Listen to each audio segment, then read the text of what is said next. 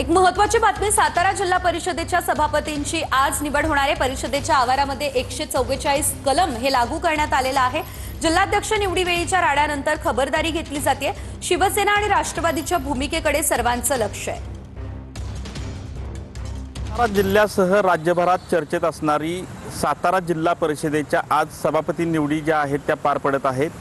मागील 20 मार्च रोजी जी काही जिल्हा परिषद अध्यक्ष आणि उपाध्यक्ष निवडी दरम्यान जो काही राडा या जिल्हा परिषदेच्या आवारामध्ये झाला होता, त्यानंतर ही जिल्हा परिषद चांगलीच चर्चेत आलेली होती। मात्र आज 4 एप्रिल रोजी याचीच सभापती निवड जी आहेत त्या पार पडणार आहेत। 144 कलम लागू केल्यामुळे जिल्हा प्रशासनानं या ठिकाणी कोणीही या ठिकाणी जमावबंदीचे आदेश पूर्णपणे लागू केलेले आहेत। सभापतीपद नेमकं कोणाकोणाकडे जाणार याकडे संपूर्ण जिल्ह्याचं लक्ष लागून राहिलेलं आहे।